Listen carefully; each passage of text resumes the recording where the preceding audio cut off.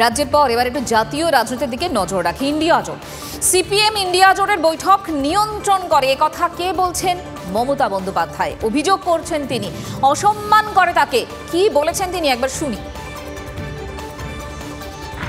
और बांग्ला में हम जब इंडिया का मीटिंग करते हैं, इंडिया नाम हमने दिया, लेकिन मेरे का दुख का बात है ये कहने का। हम जब मीटिंग में जाते हैं हम देखते हैं सीपीएम मीटिंग को कंट्रोल करते हैं, जिसको साथ 34 साल हमारा जिंदगी में लड़ाई किया हमने, हम उसको कोई एडवाइस नहीं मानेंगे। हमको बहुत असम्मान मिलते हैं।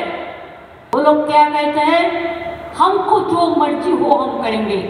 एक बात याद रखना, बीजेपी को मदद मत करो।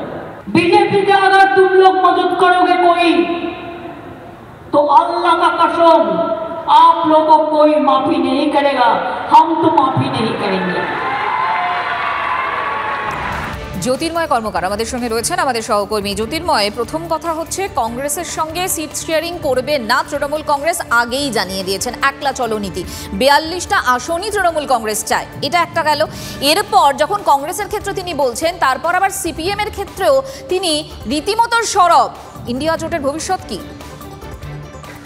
দেখো, এক্ষেত্রে আক্রমণ সরাসরিভাবে সিপিএম কে করা হলো মমতা বন্দ্যোপাধ্যায়ের লক্ষ্য কিন্তু কংগ্রেস। তার কারণ প্রত্যেকটা ইন্ডিয়া জোটের বৈঠকের দিকে যদি তাকাই, তাহলে মমতা বন্দ্যোপাধ্যায়ের এই যে অভিযোগ, সেই অভিযোগের বাস্তবতা কতটা রয়েছে তার দৃশ্যতই স্পষ্ট হয়ে যাবে। প্রত্যেকটা বৈঠকেই দেখা গিয়েছে যে রাহুল গান্ধীর একেবারে পাশে বসে রয়েছেন সীতারাম ইয়েচুরি।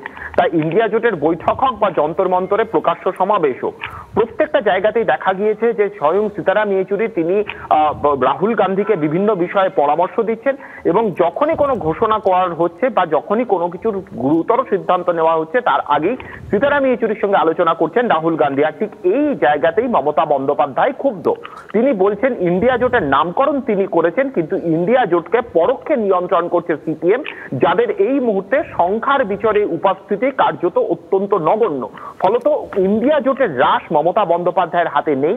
এবং যে কথা আমরা প্রথম থেকে বলছিলাম যে এই ইন্ডিয়া জোটের ঐক্যের ক্ষেত্রে প্রথম থেকে কয়েকটি কাঁটা ছিল, যার মধ্যে প্রথম নাম যদি আমরা পশ্চিম থেকে শুরু করি তাহলে অরবিন্দ কেজরিওয়াল, দ্বিতীয় নাম বিহারের মাটিতে নীতিশ কুমার, তৃতীয় নাম মমতা বন্দ্যোপাধ্যায় পশ্চিমবঙ্গের মাটিতে। আপাতভাবে কেজরিওয়াল এবং নীতিশ কুমার এই দুটি কাঁটাকে কিছুটা হলেও সরানো গিয়েছে, আসন সমঝোতার আলোচনা কিছুটা এগিয়েছে আম আদমি পার্টির সঙ্গে দিল্লির মাটিতে। বিহারের মাটিতে আমরা দেখছি যে সেই আসন সমঝোতা শুরু হয়েছে। নীতিশ কুমার তিনি ভারত জোড়ো ন্যায় যাত্রায় থাকবেন বলে ঘোষণা করেছেন, কিন্তু মমতা বন্দ্যোপাধ্যায়ের এই বার্তা কিন্তু স্পষ্ট করে দিচ্ছে যে আগামী দিনে ইন্ডিয়া জোটে মমতা বন্দ্যোপাধ্যায় থাকছেন কিনা তা নিয়ে তিনি বড়সড় প্রশ্ন তুলে দিলেন। অর্থাৎ শুধুমাত্র সিট শেয়ারিং নয়, উপস্থিতি নিয়ে এবার প্রশ্ন কিন্তু সামনে এসেছে। কাটাটা থেকেই গেল। সুজন চক্রবর্তী কি বলছেন শুনবো। বামেদের উপদেশ শুনবো না, কেন শুনবো এটা চাইতে বলা উচিত কেন বিজেপির বিরুদ্ধে লড়াইতে আমি বিশ্বাসযোগ্য নই, সেটাও ব্যাখ্যা দেওয়া উচিত। উনি কোনোভাবেই বিশ্বাসযোগ্য নন। আরএসএস এর মনোভাব অনুযায়ী বিজেপিকে সাহায্য করার জন্য উনি যদি ইন্ডিয়া জোটে বা যে কোনো জায়গায় যান, সেটা মানুষ প্রশ্ন করবে এবং মানুষ ভালোভাবে নেবে না। এটা উনি বুঝতে পারছেন নাকি বুঝেও কেমন ফেস করছেন সেটা ওর ব্যাপার।